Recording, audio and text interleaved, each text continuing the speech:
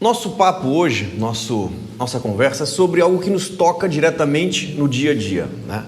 Quem de nós, talvez alguns aqui, mas com certeza serão exceção, não lida todos os meses com uma série de boletos para pagar? Quem não tem aqui conta para pagar e quem aqui talvez, não passe, por apertos, dificuldades, espreme daqui, espreme dali? Quem de nós não gostaria de ter uma condição financeira, uma conta bancária mais parruda, de maneira que estas despesas mensais não nos preocupassem, de maneira que a gente pudesse utilizar esse dinheiro para levar a nossa família mais conforto, poder desfrutar um pouco mais do nosso tempo, viajar? Se o dinheiro conceder a possibilidade de sair do aluguel e entrar na casa própria, ou se já temos a casa própria, mas se essa conta bancária permitir comprar uma casa um pouco maior, para que os filhos, a esposa, o marido, enfim, tenham um pouco mais de conforto. Se hoje estamos com a motocicleta, dias de chuva, dias de frio, a possibilidade de adquirir o carro, a possibilidade de sair do carro, comprar um maior, comprar um mais econômico, comprar um com mais conforto. Dificilmente alguém aqui nessa sala não pensa dessa forma. Todos nós buscamos o conforto, todos nós buscamos o progresso financeiro, a prosperidade financeira em nossas vidas, por uma questão de equilíbrio, porque diante, por exemplo, de uma enfermidade, a possibilidade de podermos pagar pelo médico, pagar pelo exame, a possibilidade, por exemplo, de levar para um hospital mais especializado em São Paulo, ou qualquer outro lugar, poder levar um filho cuja doença é incurável com os tratamentos aqui disponíveis nesse país, poder pegar o teu filho que tu tanto amas e levar para um outro país, para os Estados Unidos, para a Inglaterra, enfim, você ter essa possibilidade, você ter essa condição. Dificilmente alguém aqui, nessa sala, não tem esta necessidade, estes desejos. E são estas necessidades, estes desejos pelo conforto, porque todos nós buscamos o conforto material, é que impelem o progresso da humanidade. Os desenvolvimentos científicos, todo o desenvolvimento que a gente vê na área da medicina, da tecnologia, tudo isso existe em função da ambição do homem de sair de uma condição A para uma condição B, de você ter a tranquilidade, de você poder desfrutar dos gozos terrenos. A terra é cheia de atrativos materiais.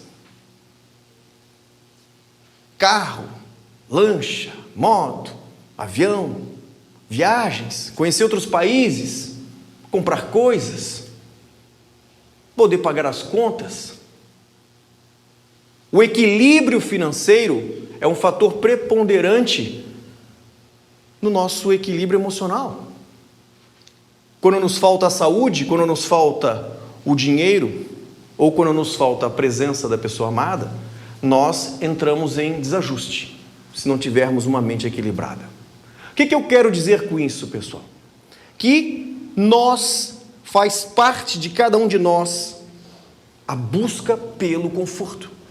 E a busca pelo conforto vem através do esforço, do trabalho, onde nós vamos colhendo o resultado desse esforço e desse trabalho. E o que pensa a doutrina espírita em relação a essa nossa busca? Existe algum problema em ser rico? Existe algum problema em ter uma condição financeira diferenciada? Em você querer desfrutar daquilo que o dinheiro pode te trazer? Porque Há 2000 anos, Jesus falou que era mais fácil um rico, um camelo passar pelo buraco de uma agulha do que um rico entrar no reino dos céus. Leia-se camelo aqui como uma corda, e não uma linha, e não o bicho. Ou seja, era muito difícil uma corda passar pelo buraco de uma agulha. Isso fez com que a riqueza, ou o acúmulo da riqueza, começasse a ter uma conotação equivocada.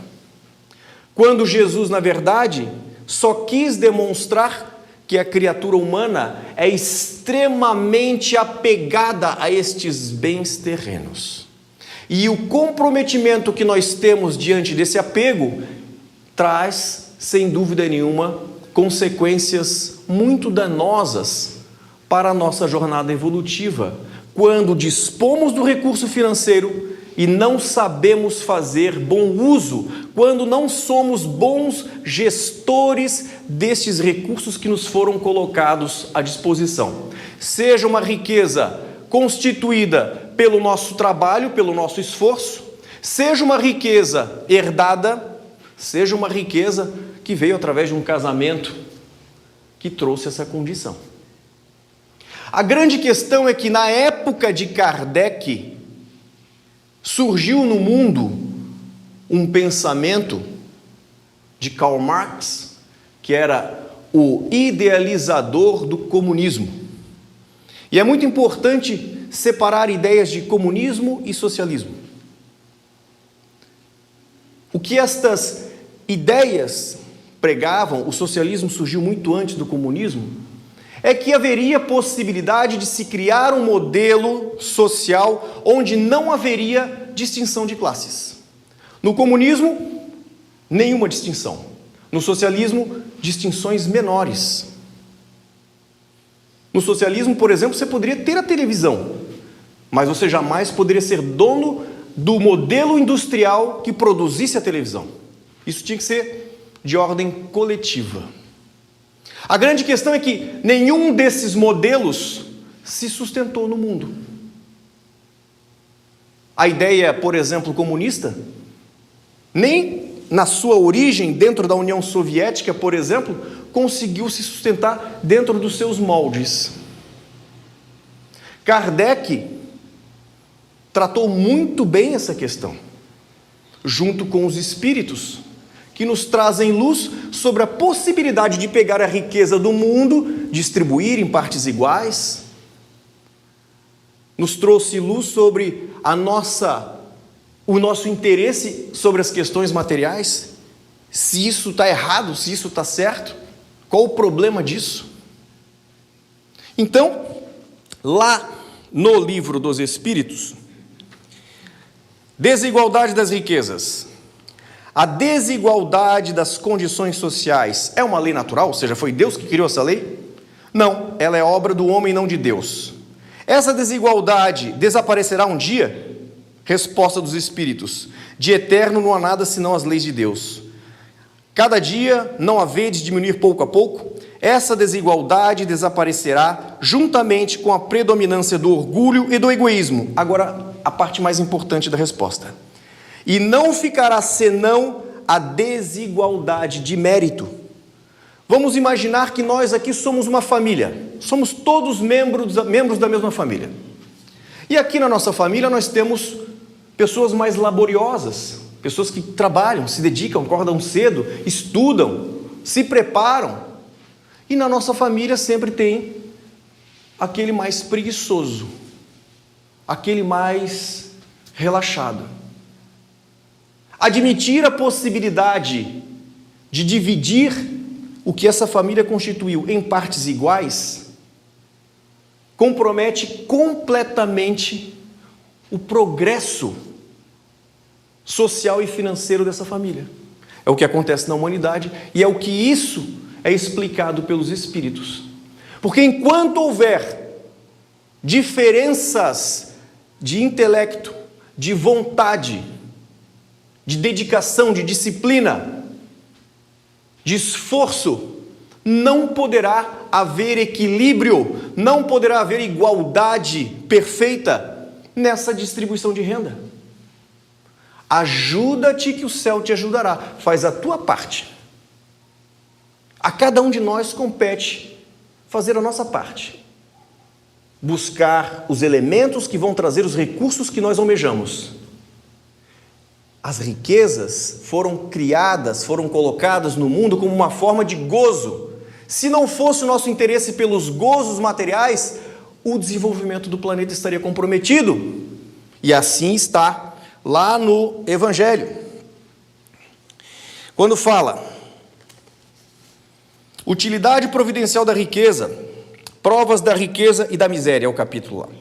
Se a riqueza houvesse de constituir obstáculo absoluto à salvação dos homens que a possuem, conforme poderia se inferir de certas palavras de Jesus, interpretadas segundo a letra e não segundo o Espírito, Deus que a concede teria posto nas mãos de alguns um instrumento de perdição, sem apelação nenhuma, ideia que repugna a razão. Ou seja, todos os comentários, ensinamentos de Jesus a respeito da riqueza eram para demonstrar o quão facilmente nós nos corrompemos com a facilidade material. Porque diante da facilidade material, nós abrimos campo a muitas paixões, a muitas extravagâncias. Nós nos tornamos criaturas mais sensualistas. Vamos buscar aí aproveitamento do nosso tempo, com certeza de uma maneira menos digna.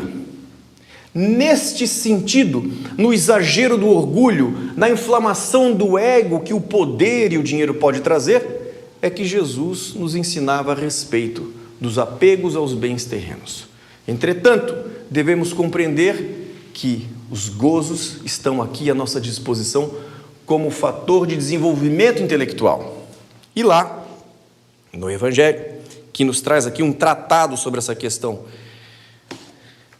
das riquezas, nos diz o seguinte: quando Jesus disse ao moço que o inquiria sobre os meios de ganhar a vida eterna, desfaz-se de todos os teus bens e segue-me, não pretendeu, de certo, estabelecer como princípio absoluto que cada um deva despojar-se do que possui e que a salvação só a esse preço se obtém, mas apenas demonstrar que o apego aos bens terrenos é um obstáculo à salvação.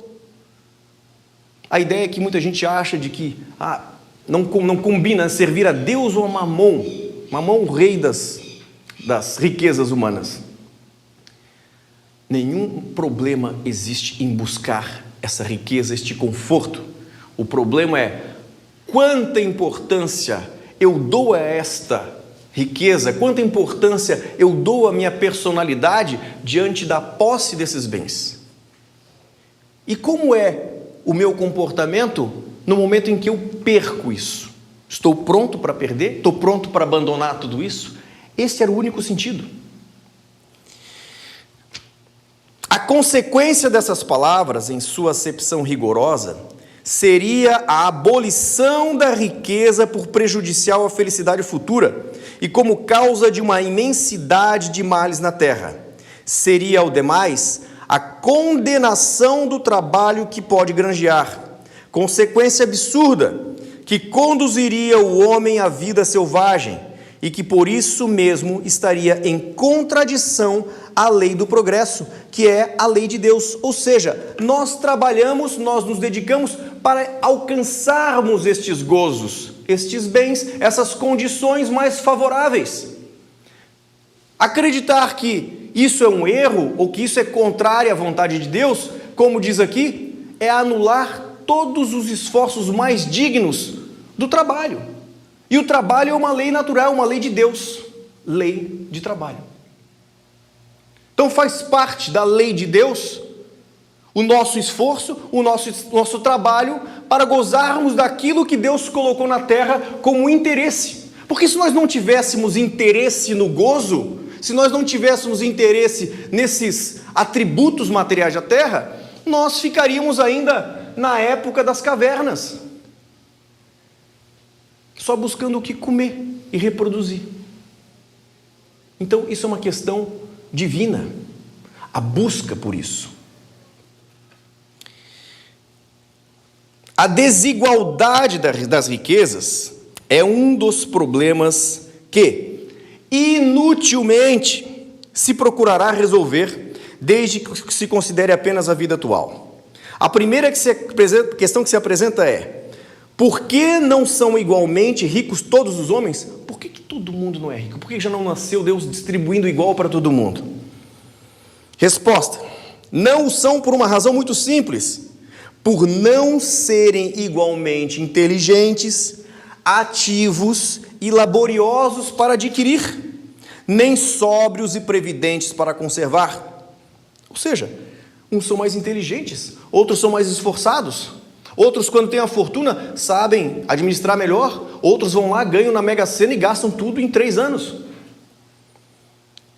É, aliás, ponto matematicamente demonstrado que a riqueza repartida com igualdade, a cada um daria uma parcela mínima e insuficiente, que, supondo efetuada essa repartição, o equilíbrio em pouco tempo estaria desfeito, pela diversidade dos caracteres das aptidões, que, supondo-a possível e durável, tendo cada um somente com o que viver, o resultado seria o aniquilamento de todos os grandes trabalhos que concorrem para o progresso e para o bem-estar da humanidade, que, admitido, desse ela cada um necessário, já não haveria o agrilhão que impede aos homens as grandes descobertas e aos empreendimentos úteis. Se Deus a concentra em certos pontos, é para que daí se expanda em quantidade suficiente de acordo com as necessidades. O que eles dizem aqui? Que se pegar toda a riqueza do mundo e dividir entre os 7 bilhões de habitantes da Terra, não ia ter o suficiente para todo mundo. E rapidamente haveria um desequilíbrio no nosso globo. Por quê? Aqueles que são laboriosos, inteligentes, esforçados, qual o móvel, qual a motivação para ele continuar se esforçando, buscar, se aprofundar, ir mais além, acordar mais cedo, estudar mais, se o outro que não faz nada disso, não faz a sua parte? E isso a gente vê numa escala microscópica, no nosso dia a dia. Cada um de nós aqui na nossa família tem um mala, tem aquela criatura que não gosta de trabalhar. Eu passei por uma experiência muito recente, o Cabral trabalha comigo, o Murilo trabalha comigo, uma prima, antes da pandemia, desesperada, condições financeiras terríveis, sempre pedindo dinheiro para um, dinheiro para outro. Na hora que a necessidade bate, você ajuda com o dinheiro, mas você precisa dignificar essa ajuda. Surgiu uma oportunidade de trabalho, mas essa oportunidade de trabalho surgiu bem quando apareceu a pandemia e a oportunidade de trabalho acabou se perdendo. Passou a pandemia, as coisas começaram a voltar, lá que surge de novo a oportunidade de trabalho. Pode mandar teus documentos, manda teus documentos, né? A vaga está pronta para ti, porque passou a pandemia inteira, dinheiro daqui, dinheiro dali, o aluguel, a comida, o arroz. Perguntem se esses documentos foram enviados. Trabalhar não quer. É fácil, né? Pede um, pede para o outro, mas tem que ir lá, acordar cedo todo dia, até o final do dia, fazendo lá as suas atividades, tendo que se deslocar até lá. Não, dá muito trabalho. É a mesma família. Então imaginemos pegar tudo que os outros da família constituem através do trabalho, através do esforço, e ter que dividir com os malas. É uma ideia absurda a equalização social através da distribuição de renda dessa forma. A questão do mérito jamais permitiria isso.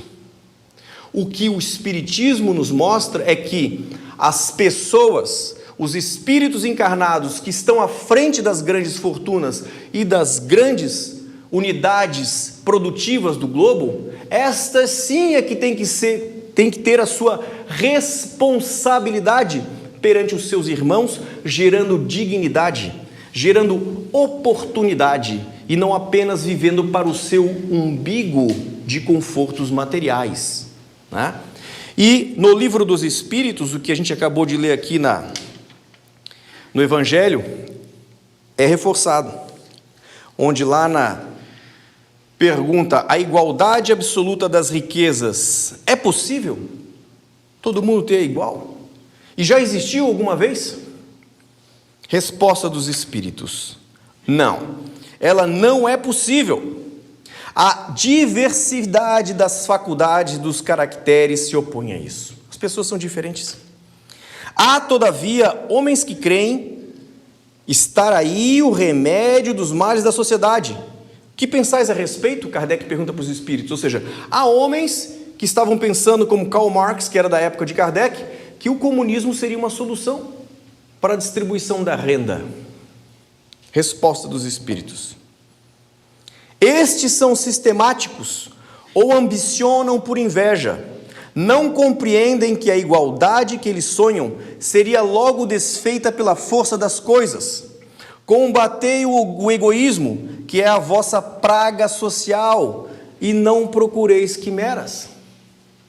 O que tem que ser combatido é o orgulho, o egoísmo das criaturas que concentram as riquezas. Mas não acabar com um modelo econômico onde a criatura que hoje tem uma lojinha, tem uma oficina que conserta televisores. O negócio começa a prosperar, ele começa a crescer, ele se torna um autorizado de uma grande marca, até que surge uma possibilidade de ele montar uma pequena fábrica com incentivos fiscais lá na Zona Franca de Manaus. E ele se torna um industrial, gerando centenas e centenas de empregos. Se essa criatura conserta a televisão e acredita no modelo social que ele nunca vai poder ser o dono da fábrica da televisão, vai continuar pequeno e a motivação para que essa criatura continue se empenhando é zero. São modelos que são utopias, grandes utopias. O interessante é que o idealizador do comunismo, Karl Marx, ele era um cara ocioso, ele não trabalhava, ele casou com uma mulher rica, vivia às custas da mulher. E o pior de tudo é que estas ideologias, tanto o socialismo quanto o comunismo, na sua essência, abolem a religião da sociedade. Abolição da religião. Por quê? A religião era atribuída aos burgueses que cometeram inúmeros excessos em nome da igreja. Então, buscou-se no materialismo todas as fontes necessárias para se combater qualquer coisa de ordem religiosa.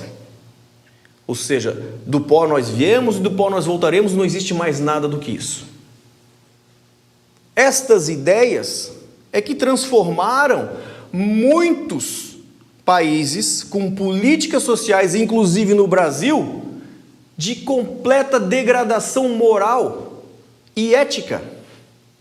Quantas políticas sociais foram implementadas no Brasil, fomentando a cultura, fomentando a arte, por exemplo, onde as manifestações artísticas eram verdadeiras aberrações, fomentadas por um modelo ideológico em que quer acabar com todos os padrões éticos e morais da sociedade, porque tanto um quanto o outro abolem a ideia de Deus, abolem a ideia da religião. Estes modelos econômicos, todos eles estão fadados ao fracasso, e é o que a história mostra. E o que nós devemos compreender é qual o pensamento, dos espíritos em relação a isso, a essa distribuição de renda. De novo, a cada um deve-se respeitar o direito de buscar, de lutar pelo conforto. Deus colocou estes gozos para nos impelir ao progresso.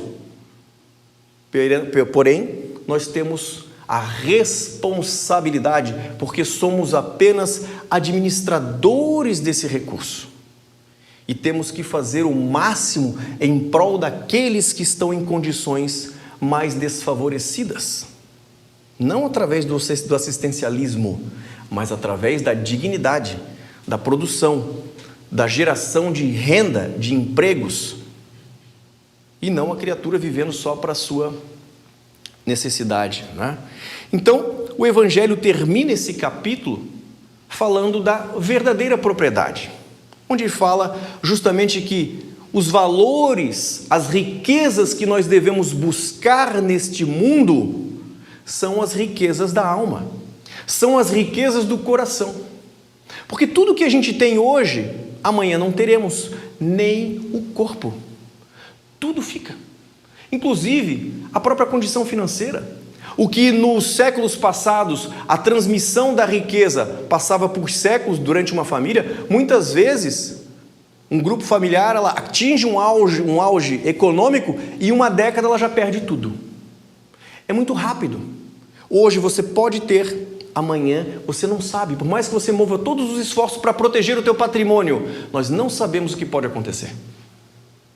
A grande questão é saber viver com equilíbrio, seja na abundância, seja na escassez, mas nunca perder o móvel, nunca perder a inspiração para buscarmos aquilo que nos faz bem, aquilo que nos traz o conforto material, em equilíbrio com aquilo que alimenta a nossa alma. Nós demos um enfoque na questão material, dos gozos materiais, que essa era a ideia, mas sabemos que este é um dos elementos do nosso equilíbrio. A busca pela nossa condição espiritual equilibrada, onde nós conseguimos atribuir o verdadeiro valor a todas essas propriedades, isso é que importa. Saber ter, saber perder, assim como o desapego que devemos desenvolver, inclusive para aquelas pessoas que consideramos nossa propriedade e que não são. Esposa não é propriedade, marido não é propriedade, filhos não são propriedade. Estão conosco nessa jornada, mas um momento ou outro eles se vão, ou nós iremos. E a grande questão é que a nossa passagem aqui na Terra é extremamente breve. Devemos considerar que a qualquer momento o botãozinho pode ser apertado e nós sermos desligados desse mundo. E o quão preparados nós estamos para deixar tudo isso? Quão preparados a gente está para deixar a família, os bens? São infinitos os casos das criaturas que desencarnam e continuam nas suas propriedades, enlouquecidos em ver os filhos, os herdeiros, dilapidando tudo, tomando decisões equivocadas. Criaturas que acompanham a decomposição do corpo, porque são tão apegadas às questões materiais que passam por esses processos de sentir o processo de decomposição do corpo. Então, o equilíbrio diante de tudo isso é a ordem do dia. Equilíbrio. Saber usar, saber perder, mas não acreditar que existe um modelo em que se pegue toda a riqueza do mundo e satisfaça todos de maneira igual. Não. Essa é a condenação do trabalho, essa é a condenação do mérito. E a lei de trabalho é uma lei de Deus, e o resultado que nós adquirimos, tanto do nosso progresso moral quanto do nosso progresso material, é um esforço individual. Obrigado pelo tempo de vocês.